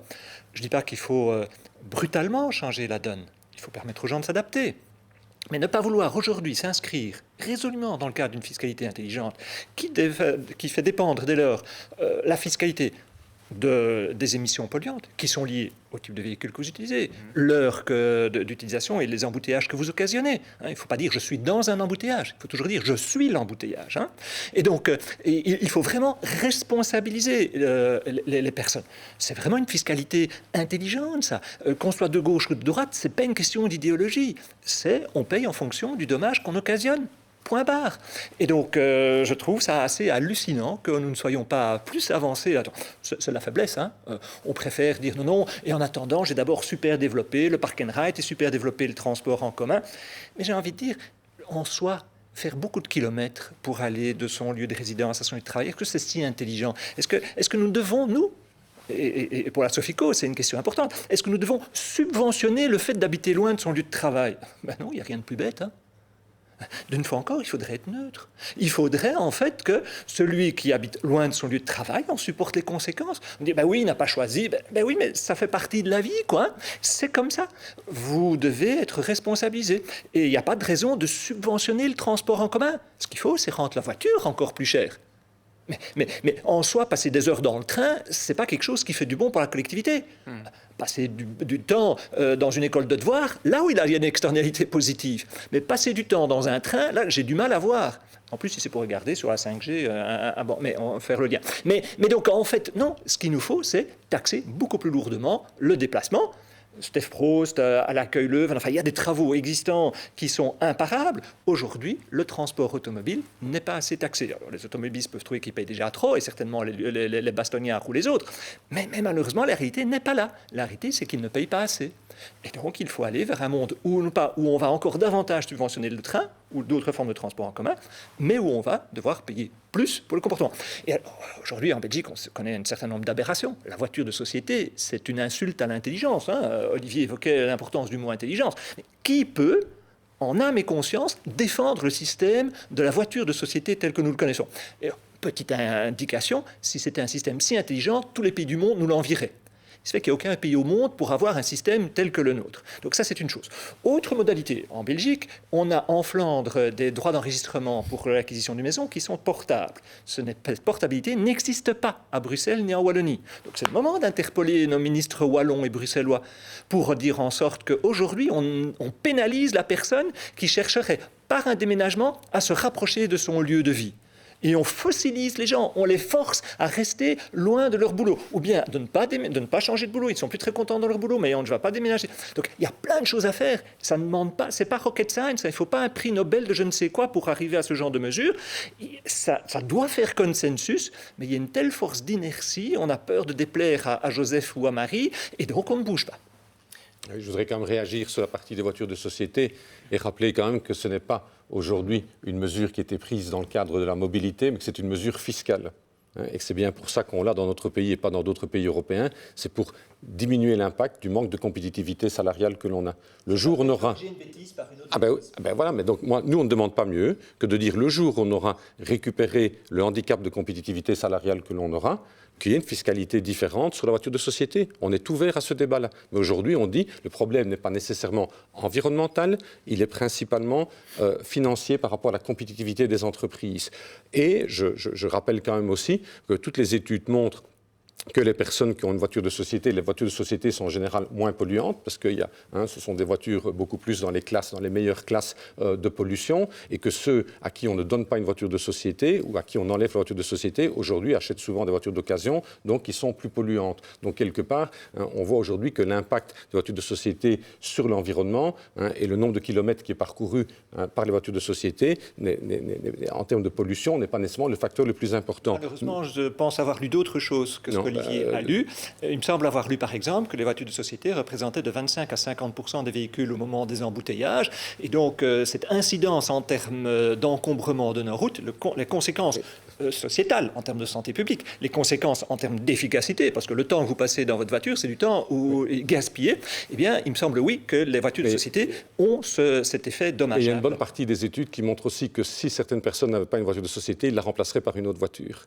Et que donc, on ne résoudrait pas par le fait de ne plus donner une voiture de société, le problème de la mobilité. Il faut qu'il y ait des offres, et là, c'est là de nouveau la cohérence dont on discutait tout à l'heure, d'avoir une offre alternative qui soit suffisante, que pour le jour où on dit il y a moins de voitures, qu'elles soient de société ou pas de société, il y a des alternatives suffisantes. Mais aujourd'hui, le problème, et les études le montrent, c'est que celui qui n'a pas de voiture de société va utiliser sa voiture à lui ou en acheter une, et qui souvent ne sera pas une voiture neuve. Ça, c'est vraiment montré par les études, et donc on ne résout pas le problème. Alors je vais prendre Olivier au mot et dire qu'Olivier est partisan de la suppression de la carte essence qui est associée aux voitures de société, puisque alors là, l'argument, dès qu'on va laisser la voiture, et donc l'essence, la carte essence, ça c'est autre chose. Non, donc je pense que c'est la cohérence, c'est la conséquence logique de l'argument que tu viens de présenter. Ça fait partie de la même problématique fiscale, qui est carte essence ou pas carte essence. Mais par rapport à la verdurisation du parc automobile résultant du fait qu'on ait des voitures de société, ça, on ait cette verdurisation, qu'on l'ait ou pas la carte essence. Mais ça, il n'y a pas de problème. On ne demande pas mieux qu'on aille vers une verdurisation. Et donc une suppression de la carte essence.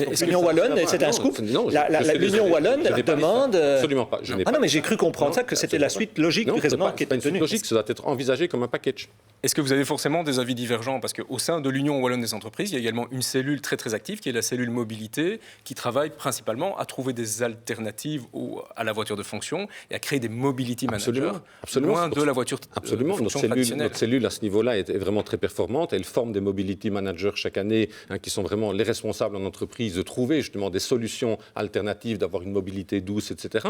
Et particulièrement notamment sur le vélo, puisque nous avons une cellule qui s'appelle Tous Vélo Actifs, qui travaille depuis des années comme toute la cellule mobilité en collaboration avec la région wallonne et qui montre justement tout cet effet-là et la mise en place de politiques, et on le voit de plus en plus dans des entreprises, et on a pu constater justement que pendant les résultats de la période que l'on vient de vivre sont une augmentation forte de l'utilisation du vélo.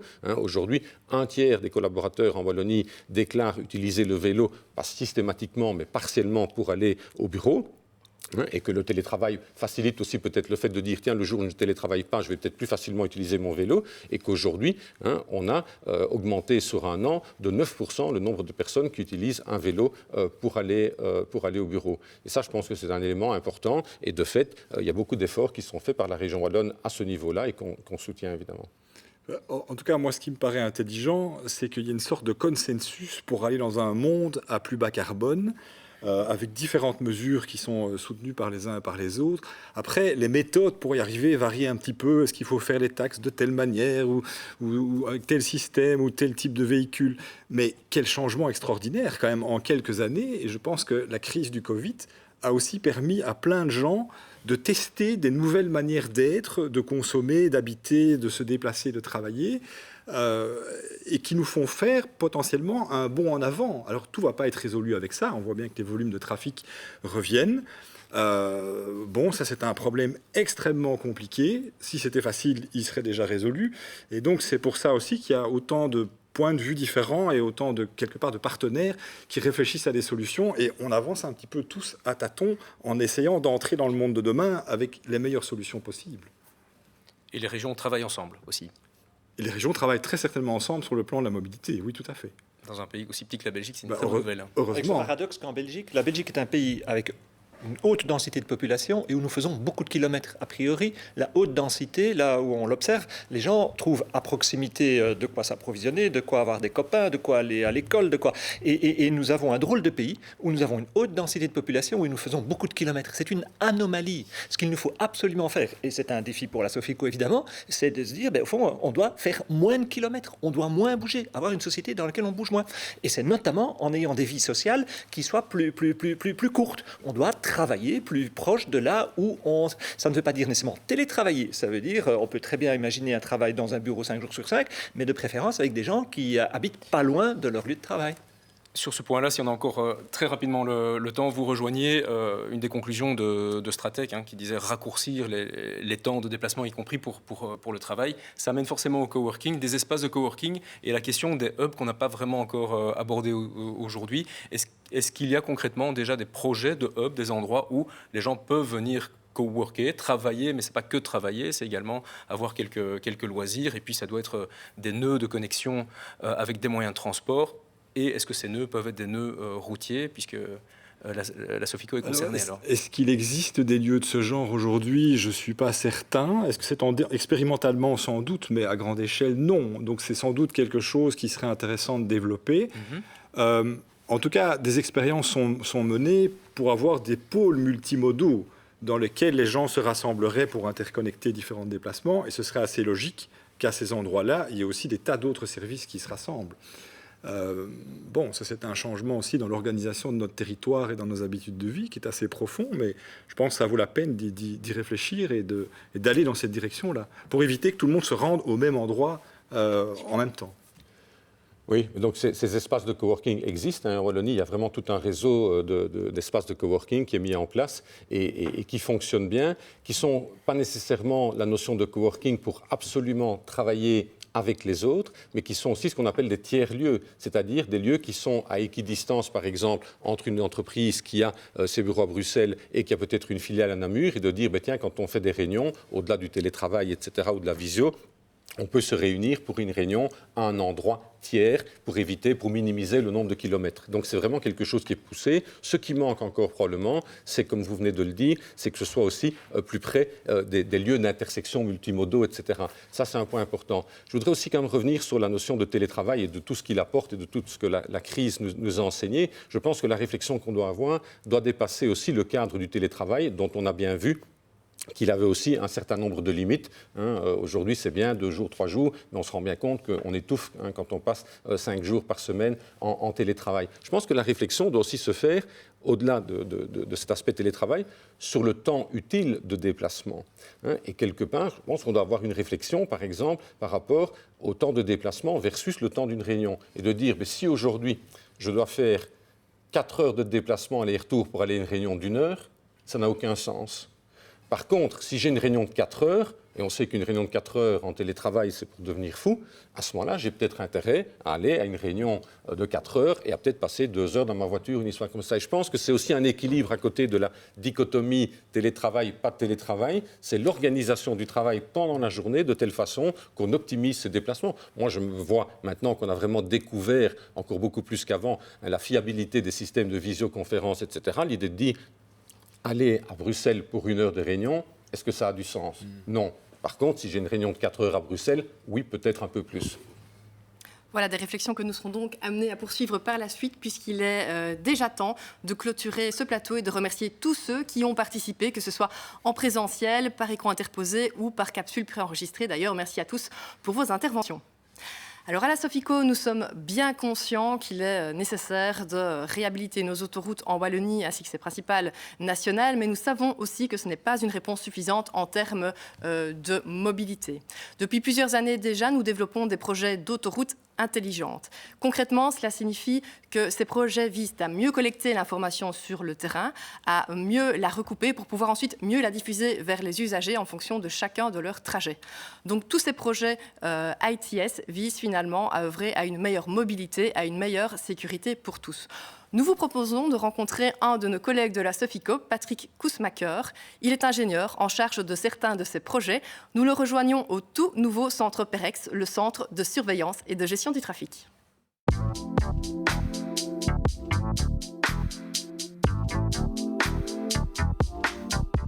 La Sofico anticipe la mobilité de demain. Nous sommes devant le PEREX, qui est le centre névralgique de la gestion des autoroutes et des routes principales en Wallonie. Nous avons un grand projet de rénovation de ce PEREX par la mise en place d'un outil de gestion trafic qui s'appelle le SAGT, donc Système d'aide à la gestion trafic, qui est un outil informatique qui nous permet de récolter toutes les informations du terrain, qui nous aide à nous proposer des scénarios d'action par rapport aux différents événements qui peuvent subvenir sur ce réseau. Et ensuite, après validation par un opérateur, permet de mettre en place ce scénario. Donc le scénario, c'est l'utilisation des panneaux à messages variables, c'est des communications vers les radios, vers la police, les pompiers, enfin tout ce qui peut être utile à la gestion d'un événement pour la sécurité de tout le monde. Le SAGT devrait avoir une première version de test en fin juin 2021. Nous allons débugger, comme tout outil informatique, juste pendant 6 mois. L'objectif est d'avoir un outil pleinement opérationnel pour fin de cette année. Le projet Trademex est un des projets très importants, voire indispensables pour les SAGT, parce que pour gérer une autoroute, il y a trois grands domaines à connaître. Un, il faut connaître son réseau, les entrées-sorties, enfin son infrastructure. Ensuite, il faut connaître ce qui s'y passe. Et ensuite, il faut connaître les outils, les moyens d'action. Et dans la partie connaître ce qui s'y passe, c'est le projet Trademex. Alors, le projet Trademex, c'est d'ailleurs, beaucoup d'entre nous ont vu fleurir des potences sur l'autoroute avec des petites caméras. Alors on vous rassure, ce ne sont pas des radars. C'est pour absolument connaître le trafic qui passe à certains endroits, permettre d'anticiper les incidents, parce que de cette manière, on peut voir des bouchons, des accidents, et aussi mesurer le trafic et avoir une bonne connaissance pour anticiper des problèmes futurs. Voilà. Alors en termes de données, Tradimax est cohérent avec le projet SAGT. Nous avons déjà des chiffres de Trademex, nous sommes en train de les valider, et l'objectif est d'avoir des chiffres pleinement opérationnels pour fin de l'année, en même temps que le SAGT.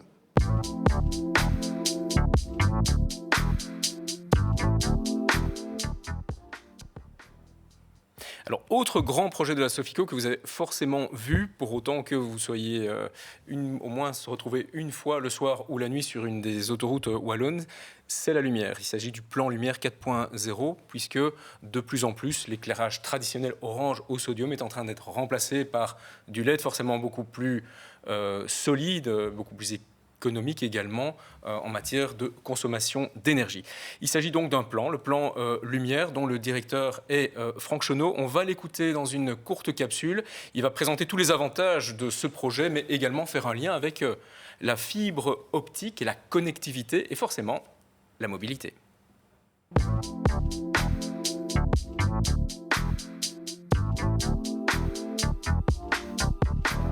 En novembre 2019, la Sofico a initié un partenariat public-privé avec la société LUA, qui vise à la modernisation et à l'entretien du réseau d'éclairage, du réseau structurant.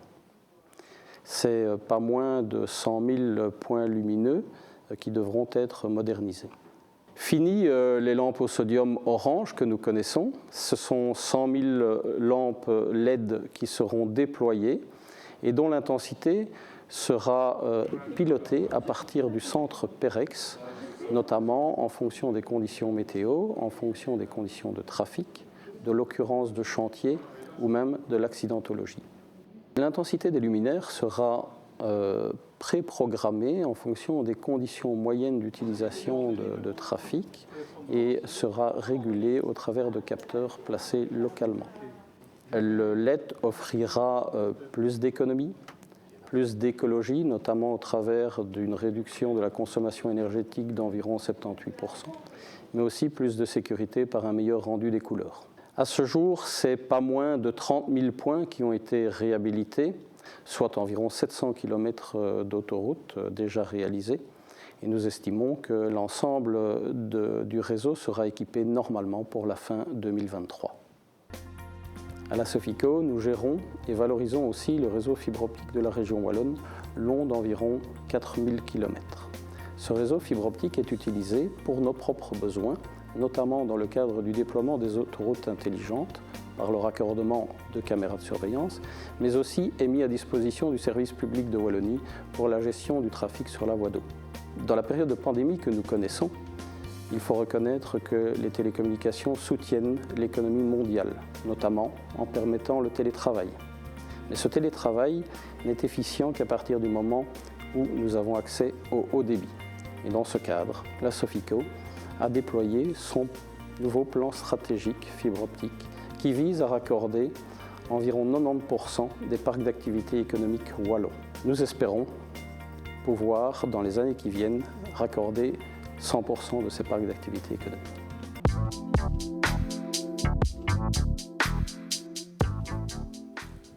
Sofico est également active dans le domaine des énergies renouvelables.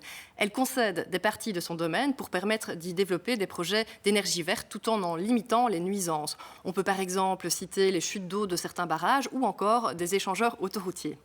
L'un de ces projets est particulièrement en lien avec la mobilité de demain. Il s'agit du projet IBE pour infrastructure basse émission et c'est notre collègue Neil Ouskov, membre du comité de dialogue, qui nous en dresse les contours.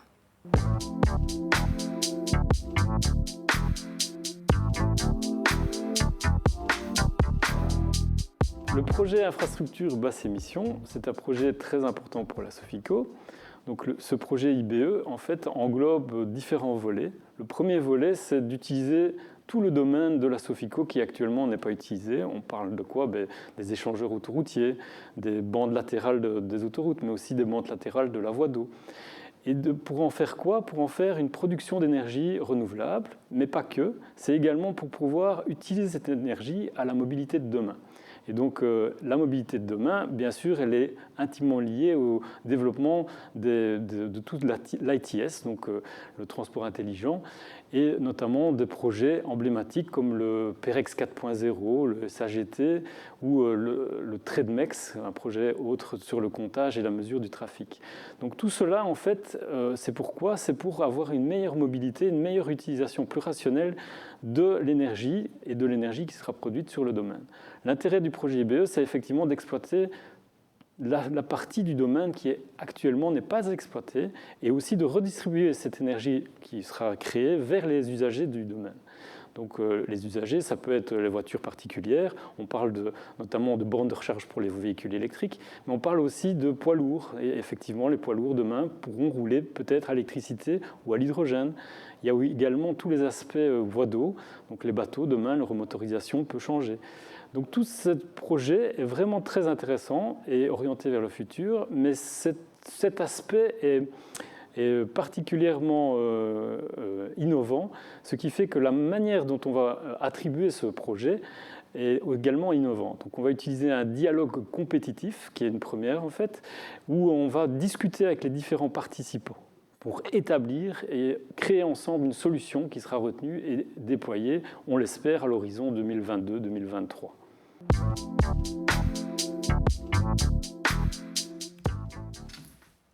Alors, entre-temps, le directeur général de la Sofico nous a rejoint sur ce plateau. Jacques Devalu, bonjour. Bonjour. On a vu ici quelques projets très innovants, avec beaucoup de moyens humains, mais quand on dit objectivement innovant, c'est que, si je ne me trompe pas, certains sont vraiment regardés depuis l'étranger. Je pense notamment au plan lumière, là où on est en train de passer à la LED depuis des pays où parfois l'éclairage est carrément inexistant. Et le projet IBE est quelque chose objectivement d'unique en Europe. Alors, très innovant, beaucoup d'énergie, beaucoup de personnes, mais également beaucoup de moyens, je pense, qui sont investis dans ces différents projets. Je crois que la crise va nous permettre certainement d'envisager les choses de manière prospective. Et je crois que les discussions qui ont eu lieu tout au long de cet après-midi justifient un petit peu le sens dans lequel nous allons. Il est vrai que nous gérons quand même, de manière générale, 2700 km. Ce n'est pas rien, ça draine quand même la moitié du trafic automobile de la région wallonne. C'est important et vous avez vu que nous pensons non seulement à une évolution des choses pour demain, les économies d'énergie quand même pour l'éclairage routier de plus de 75%, c'est significatif, et même pour après-demain, comme vous avez pu le voir, que nous réfléchissons aussi aux futures bornes de recharge électrique que nous auto-alimenterons au travers des panneaux photovoltaïques qui seront répartis sur l'ensemble du territoire wallon. Et cela tant sur le domaine routier que sur le domaine fluvial. Ça, c'est une chose qui est quand même particulièrement significative. Et je pense que nous le faisons avec la volonté d'un dialogue le plus étroit possible avec l'usager, que celui-ci soit l'usager des véhicules particuliers ou même l'usager des poids lourds, car dans le cadre du prélèvement kilométrique, nous nous voyons régulièrement pour discuter des problèmes, non pas d'aujourd'hui, mais de demain et d'après-demain. Alors, une autre facette de cet impact disons de la Sofico au niveau de son réseau routier, certes, c'est une chose, mais aussi au niveau de l'économie, c'est quand même important. La Sofico, c'est quand même un investissement aujourd'hui, fin 2020, de 230 millions. Demain, en 2021, ce sera 260 millions d'euros. Et dans le cadre de la crise qui est la nôtre, nous devons réfléchir à avoir des éléments stables qui permettent à nos entreprises de compter de manière régulière sur les chantiers qui leur sont confiés, car eux aussi pensent à l'avenir de la région wallonne en termes de mobilité. Et je pense que c'est en faisant la synthèse de toutes les discussions que nous aurons eues aujourd'hui et que nous pourrons certainement approfondir les choses, que nous pourrons aller demain de l'avant de manière la plus concertée possible. Super. Grand merci. L'heure avance, on est mine de rien arrivé petit à petit à la fin. Grand merci, Monsieur Dehalus, pour votre intervention. Avant de laisser le mot de la fin à Héloïse, peut-être un petit résumé des temps forts. Comme on l'a vu, les différents spécialistes, que ce soit au niveau santé, au niveau économique, ont parfois des avis assez divergents. On a vu que grâce à nos deux médecins célèbres, bien, petit à petit, nous allons sortir vraiment de cette période et pouvoir bouger, revoyager peut-être de manière un petit peu différente. On a vu que les avis divergeaient par exemple au niveau de la fiscalité, les voitures de fonction. Mais que l'avenir serait assez positif. Petit mot de la fin peut-être, Héloïse, et à mon tour tout d'abord de remercier tout le monde, tous les intervenants aujourd'hui. Oui, bien sûr. Donc, il est temps de vous quitter. Donc, nous commencerons effectivement par remercier toutes les personnes qui ont permis à cet événement d'être un succès, à commencer évidemment par l'équipe dynamique et souriante d'RTC Télé-Liège. Si vous souhaitez revoir ce colloque dans son intégralité, sachez que vous pourrez le retrouver dès demain vendredi, à la fois sur le site internet de la Sofico, mais aussi sur le site de RTC Télé-Liège. Nous ne manquerons pas également tout au long de la semaine prochaine de poster les différentes interviews que vous avez pu voir lors de ce colloque sur la page Facebook de la Sofico. Il nous reste à vous fixer rendez-vous dans un an pour un autre colloque en présentiel ou en digital, qui sait. En tout cas, d'ici là, portez-vous bien. Au revoir à tous, au revoir Damien. Au revoir Héloïse.